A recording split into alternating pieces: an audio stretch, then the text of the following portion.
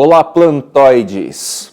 Umidade bastante alta em São Paulo, só que a temperatura está bastante baixa, enfim, típica de inverno, hoje na faixa dos 15 graus, e uma amplitude térmica também baixa. A diferença das mínimas para as máximas em torno de 24 horas, ela está estável, ou melhor dizendo, a diferença é bastante pequena, é curtinha. 15 graus na média, baixa aí para 12, no máximo 18, então a amplitude térmica está no máximo aí com uma diferença de 6 graus, que é bem diferente de uma alta amplitude térmica com diferença de 10 graus ou mais, como estava aí nos últimos dias. Aí vocês vão me perguntar, pô, 16, 15 graus é bem baixo para as aráceas, né? Sim, nessa temperatura a dormência ela vai se manifestar de maneira mais clara. Se a planta já estava meio lenta, ela vai ficar realmente mais lenta. Contudo, baixa amplitude térmica traz muito menos sofrimento para as plantas, tá? É muito melhor que a gente tenha temperaturas baixas, cujas variações sejam pequenas, ou altas, cujas variações sejam pequenas, do que a gente ter diferenças muito grandes das mínimas para as máximas. Com chuva ainda, com essa umidade alta que perpassa 2 dias, está chovendo direto, sem parar, mais de 24 horas. Então dá para dizer que está maravilhoso para as aráceas. Uma temperatura de 16 graus com essa umidade alta constante. Tão maravilhoso se essa temperatura estivesse alta também, com chuvas e com baixa amplitude térmica. No episódio de hoje, que é dedicado a mais rolês mediante grupos diferentes de plantas que eu tenho aqui na minha coleção, eu não vou mostrar aqui o desenvolvimento de lâminas foliares novas, principalmente no rack da sala. Já tenho mostrado isso bastante em episódios anteriores. O que é importante a gente internalizar relacionado à temperatura é a relação de amplitude térmica com temperaturas baixas.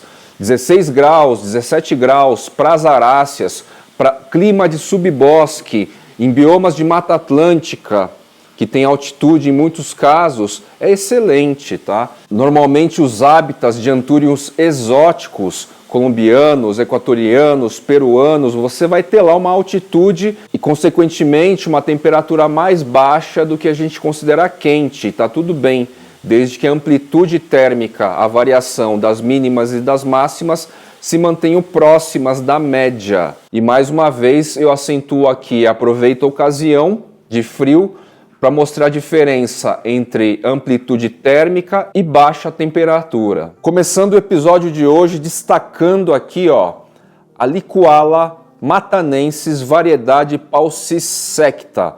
A Carol da Maju vendeu aí um indivíduo com exclusividade e esses indivíduos bonitinhos aqui, muito especial para o colecionador, a Licuala Mapu. Para os íntimos a gente trata como Licuala Mapu ou simplesmente Mapu. Esse carinha aqui é extremamente raro no cultivo no Brasil ainda, em boas partes do mundo, tá? Colecionadores europeus, estadunidenses, eles têm bastante dificuldade de acesso a este cara aqui. É tido como uma das palmeirinhas desejadas aos colecionadores. Eu vou deixar a imagem aí da matriz registrada lá no sítio e Jardim. O Marco Lacerda ainda vai dedicar um episódio bem especial para falar da Mapu. Eu estou antecipando aqui um pouquinho, porque eu estou com este indivíduo aqui. Vamos falar um pouco do cultivo. Primeira característica, eu mantive há um mês aqui mais ou menos no tubete. Por quê? Porque eu quero que ele cresça ao máximo neste próprio recipiente aqui original, sem que eu faça manipulação. Raízes de palmeiras costumam ser um pouco mais sensíveis, ou um tanto mais sensíveis em relação às aráceas, que por natureza biológica, fisiológica, está liberando raízes aéreas complementares para dar suporte a elas próprias a todo momento. Esse carinha não. Esse carinha vai ter só raízes subterrâneas, né? É uma palmeirinha. Então eu vou deixar o carinha crescer ao máximo aqui até me sinalizar pelo fundo do tubete um volumezinho de raízes. Aí ele vai estar com um porte bem bacana, com raízes bem estruturadas, forrando todo o tubete, que é um vaso, garantindo assim que no replante ela vai ter menos sofrimento. Qual que é o microclima que eu estou oferecendo aqui para a Licuala Mapu? A gente está falando então de um mesmo bioma. Bioma da Mata Atlântica, bioma da Amazônia, bioma lá do Sudeste Asiático. Eles têm todos uma equivalência.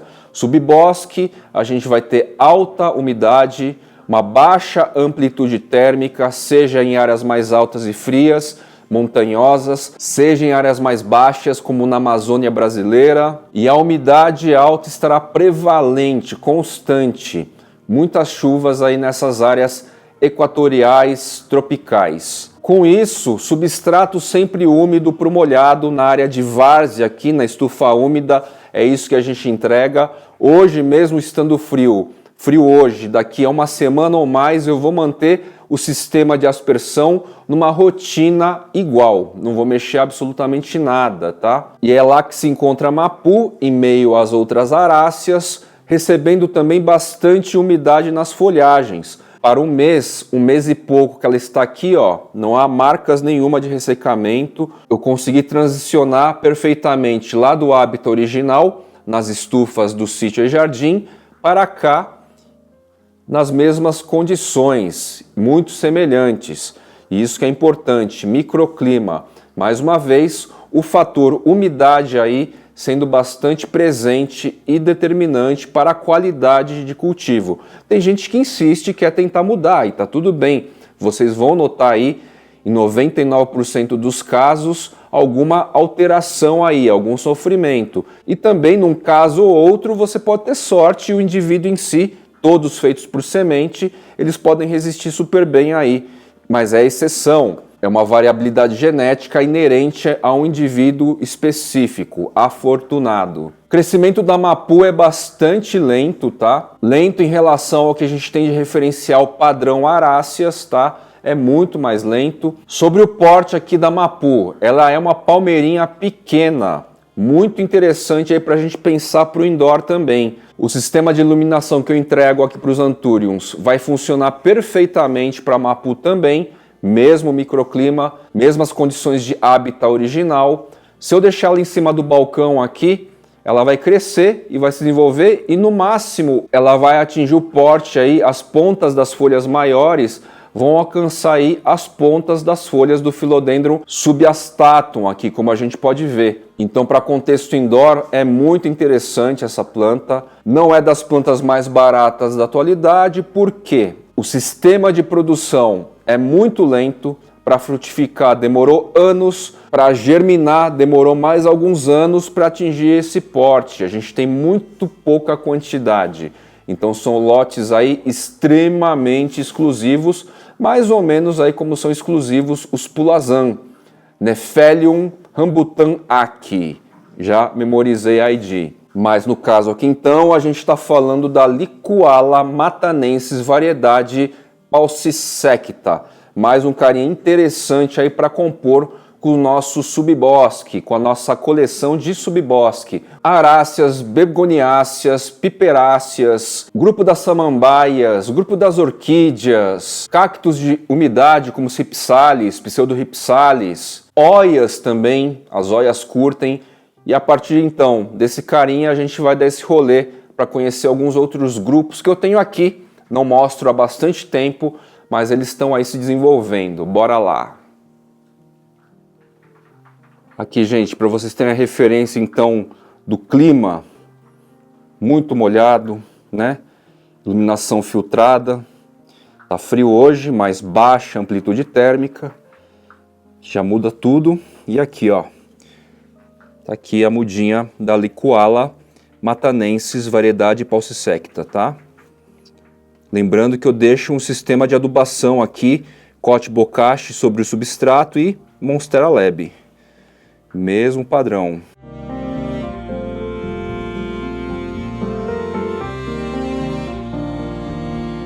Vale a pena trazer essa referência para vocês, embora o clima esteja frio e úmido. Olha aqui, ó. Anthurium peutígeron, tá? Ele tem um crescimento bastante interessante, aquele peltado que o Nadruz destacou em partes do episódio que ele participou aqui. Folhinha nova nesse contexto. Quem lembra aí do sucesso da Oya Kerry variegata? Esse carinha aqui que esparramou aqui lindamente por esses fios de apoio que eu deixei para ela. Ela tinha um tamanhinho de 3 folhinhas e um caule, tá? Tava no indoor, na cozinha, outros tempos de fly, de jardineiros urbanos. Trouxe aqui para o outdoor, nas áreas dos fundos, né? A bichinha tá crescendo lindamente aqui. A gente tinha uma expectativa de que Oya ia subir mais aí em relação ao movimento da coleção, né? As pessoas iam se interessar muito mais por Oya. Deu um sinal de crescimento nos Estados Unidos e tal, e de repente parou. De repente não avançou mais. A Oya também é uma excelente trepadeira aí. Ela habita essencialmente regiões de subbosque também, com todas essas características aí que a gente traz tanto, incluindo o fator umidade, tá? Só que Oyas em geral, elas vão precisar de uma iluminação um pouco mais intensa. Então lá no subbosque ela vai escolher árvores que estejam mais abertas, em áreas mais abertas, para tomar mais luminosidade. Se você der muita sombra para ela, como de repente um Anthurium iria sobreviver tranquilamente, a Oya vai naturalmente definhar, tá? Essa aqui é sem dúvida nenhuma a minha Oya preferida, tá? Ela chama Oya globulosa. Ela produz esses folhões longos, estreitos, assim. Não conheço ainda a inflorescência, o buquezinho de flores, né, que forma. Tô para ver aí acontecer. Embora para mim a floração nem seja tanto necessário assim. Gosto muito de apreciar as folhagens dessa Oya. Uma das características de cultivo de Oya é que ela cresce bem, olha o tamanhão que ela está aqui. Ela está bem grandinha para vasos bem compactos, tá? O sistema radicular dela gosta de ficar meio que apertadinha, por assim dizer, e a gente vai notando esse comportamento interessante, né? Faz tempo que eu não falo de Oya, mas eu as mantenho por aqui, tá? Oya globulosa, carinha muito interessante aqui da coleção, que eu trato com bastante zelo. Essa aqui é uma outra variedade interessante, vou deixar a ID aí na tela, eu esqueci agora. O que eu posso dizer é que o crescimento dela é relativamente lento, tá? Não cresce tão rápido e carece de mais água, em geral, do que as demais. Justamente porque ela tem uma estrutura física aqui, mais sensível, mais fininha. Ela acumula menos látex, seiva, água em suas estruturas aí, consequentemente precisa regar um pouco mais, tá? E essa espécie aqui também, interessante, ela tem toque velutino nas folhagens, tá? Talvez dê para perceber contra a luz aqui que elas são ligeiramente foscas. Normalmente isso caracteriza um toque mais aveludado, vazando raízes aqui pelo vaso. Esquema vaso sobre vaso. E todas essas plantas têm comportamento de subbosque também, tá? As mesmas características médias, com exceção à questão da luminosidade, como eu passei para vocês. E em campos mais abertos também, devido à necessidade de luz mais intensa, a umidade se dissipa um pouco mais também. Então, Oyas são mais tolerantes, na média, a uma mais baixa umidade. Contudo, se você quer propagação eficiente, por estaquias inclusive, você consegue realizar um corte aqui, levar um nó para propagar. Caixa de umidade também vai ser um recurso bastante eficiente aí para propagação por estaquia, quando o assunto são as olhas.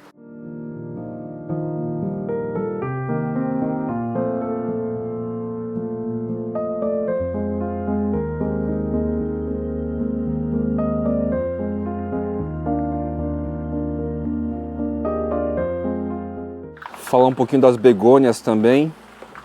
A Chemei, este indivíduo aqui bastante guerreiro, tem aguentado aqui nesta área mais inóspita, vamos dizer assim, onde eu deixo os efeitos da natureza influenciarem mais.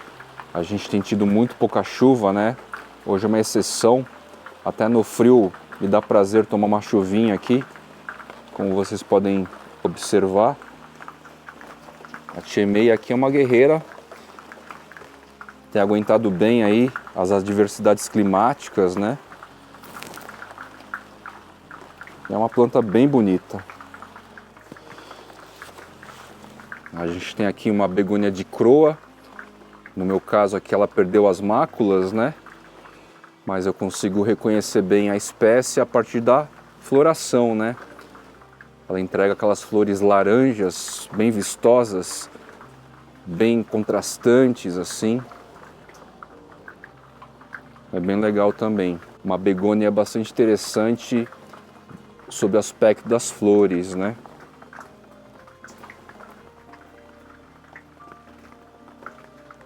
Falando em begônias, um aspecto interessante para propagação é isso aqui, ó. Isso aqui é a Begonia ferox. Vou mostrar um indivíduo mais interessante já já. Mas eu fiz um corte aqui no pecíolo. Cortei bem lá na base, né? Separei esse pecíolo bem lá na base. E olha só. Crescimento radicular. Vai acontecendo aqui, ó. E daqui a pouco a gente tem gemas foliares se desenvolvendo, tá?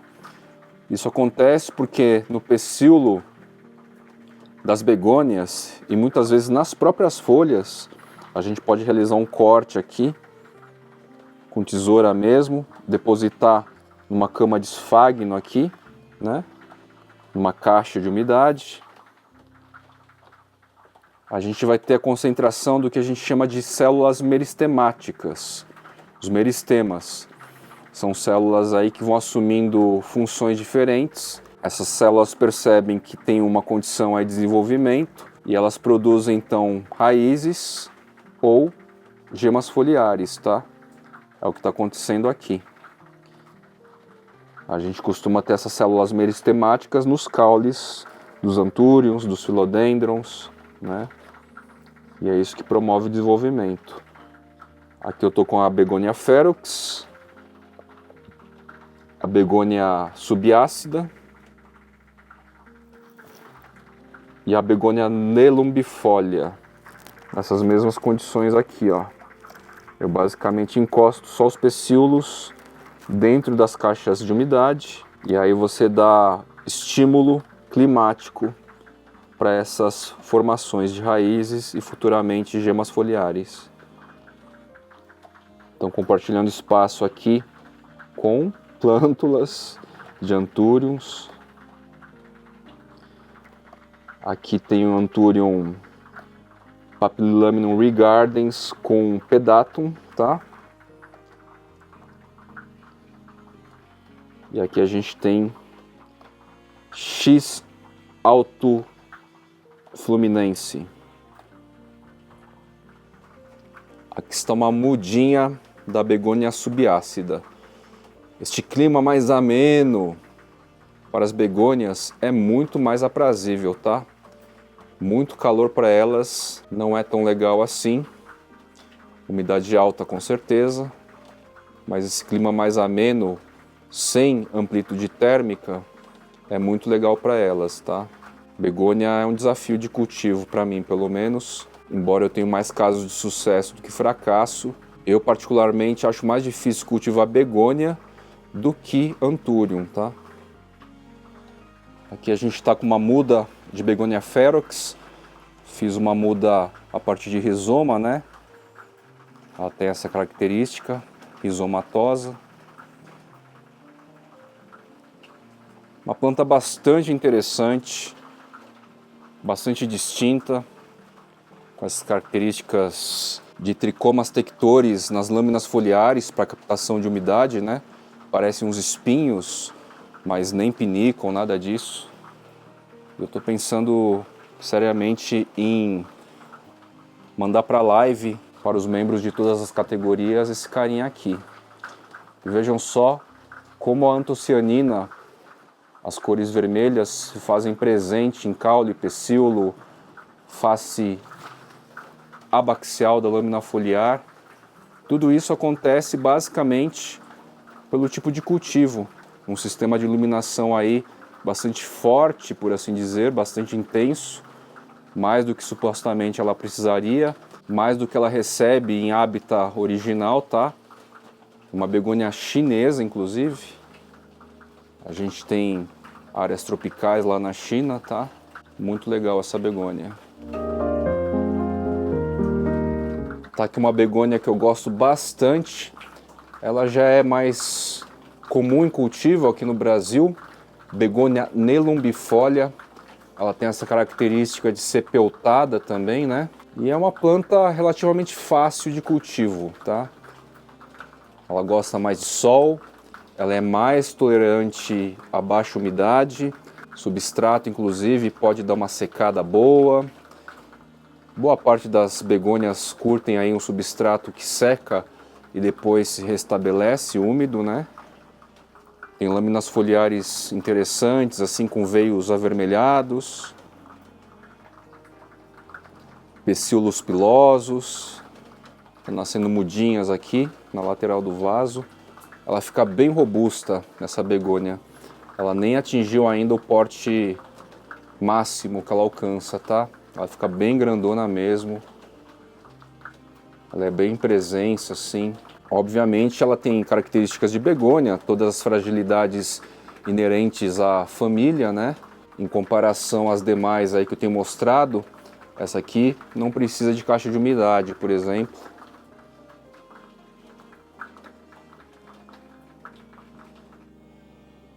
Estamos aqui no terrário aquário do quarto. A minha muda de Begonia amphioxus desenvolvia-se lindamente no rack da sala, tá?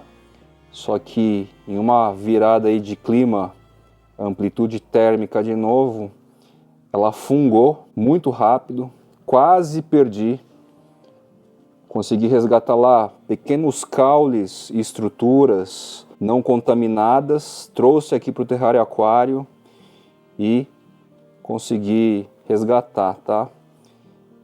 Aqui está um exemplo.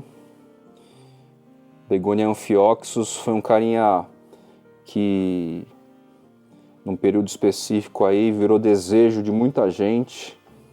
Uma plantinha que realmente se destacou bastante, mas ela entrou já numa época do declínio, né? Da moda, da onda da Urban Jungle, que foi muito poderosa. Então a majestade assim não durou tanto. Fora que Begônia aí tem essas características todas de cultivo, certas dificuldades aí. Aqui a gente tem a Begonia Lorenzi, né? Em homenagem ao Harry. E como ele bem disse em relação à Begonia paranaensis, no episódio que ele compareceu aí recentemente, ele sai fazendo muda. Não dessa especificamente, que já é de difícil cultivo, tá, gente? Bastante difícil cultivo, não sai de caixa de umidade. Mas a gente está falando da Begonia paranaensis. Eu tinha um indivíduo magnífico. E vocês vão me perguntar, você vai mostrar? Falar não. Porque diferente do Harry, eu não saí fazendo mudas, não saí picotando e fazendo mudas. E eu perdi minha Begonia paranaensis, que estava maravilhosa. Perdi como? Exatamente nessas condições de microclima, né? Chegou um período aí X, que veio a amplitude térmica mais severa e minha Begonia paranaensis definhou de um dia para o outro, praticamente.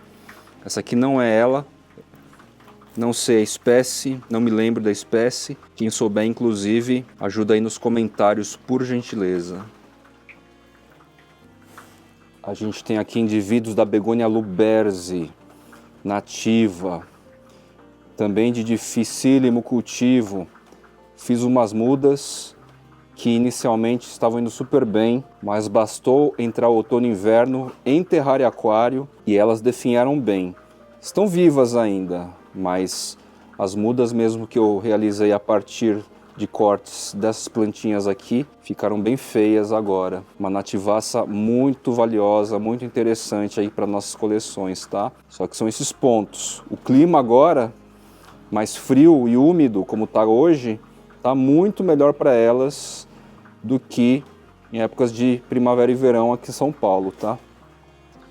Então assim, são carinhas difíceis aí, talvez menos difíceis do que as alocásias, né? A maioria dessas que a gente tem visto por aí.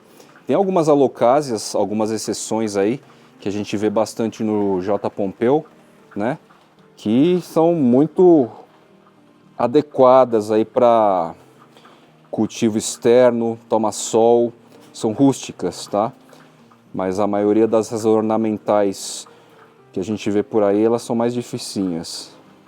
Colecionar planta tem muito disso, né? A gente às vezes tem 1, 2 indivíduos da mesma espécie, a gente busca jeitos e formas aí para preservar o indivíduo, a gente propaga, e às vezes são indivíduos pequenos, que estão condicionados em estruturas assim próprias para a sobrevivência, né? Para você entregar todo o suporte climático para que ela exista e viva, a gente vai fazendo muda e vai testando situações diferentes aí, justificações possíveis, às vezes impossíveis e tal, né? E a gente se contenta então em ter o indivíduo, né?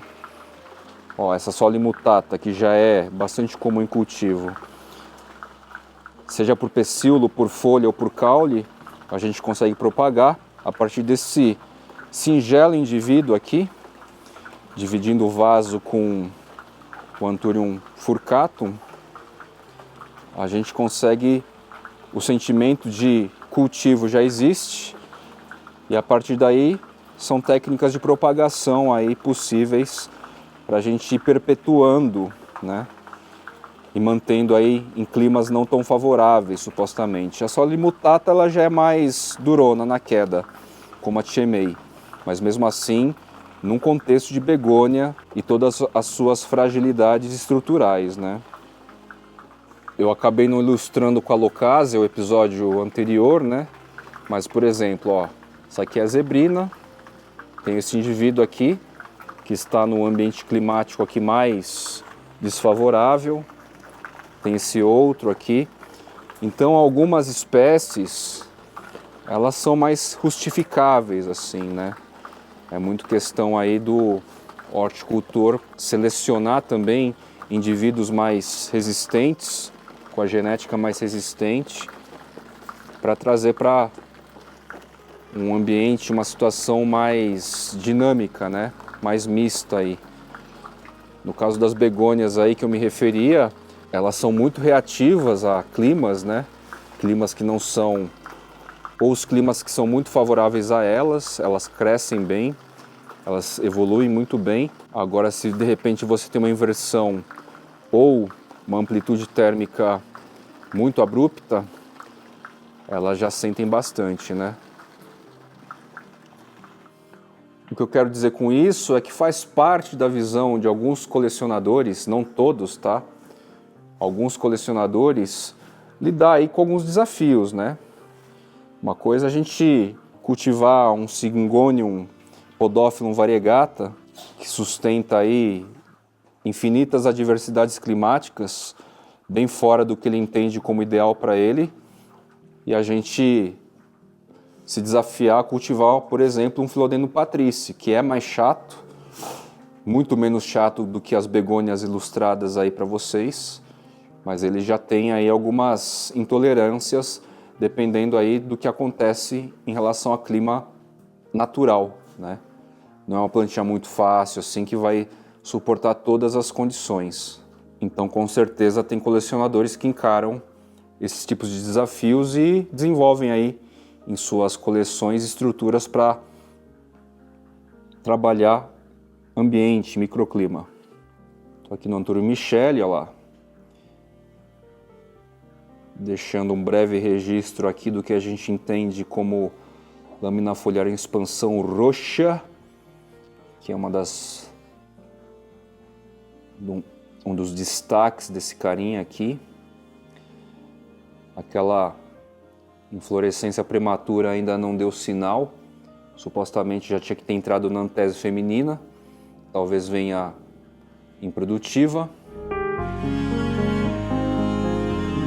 Então foi assim, meus queridos plantoides, mais um episódio do Jardineiros Urbanos pro Fly, destacando aqui outros grupos de subbosque, algumas características e percepções que eu tenho em cultivo há alguns anos, né? Dioscorea discolor, também plantinha de subbosque. Ela já devia ter desaparecido, tá? Dormência profunda, mas com o clima maluco aí deste inverno indecente, ela continua relativamente ativa, embora com essa semaninha agora de inverno real, oficial, talvez ela rapidamente desapareça. Acabei de notar que a Dioscorea elephantips também, uma asiática aqui, está fazendo a festa. Essa aqui não entra em dormência, se eu não me engano. Pelo menos não entrou até o momento, ó. Ela está se espalhando em tudo aqui. Dioscorea elephantips, que tem aquela estrutura de base, ó, que dá o nome à espécie, né? Alguns dizem que lembra o pezinho de um elefante. Isso aí, meus queridos. Vou ficando por aqui e até o próximo episódio do Jardineiros Urbanos pro Fly.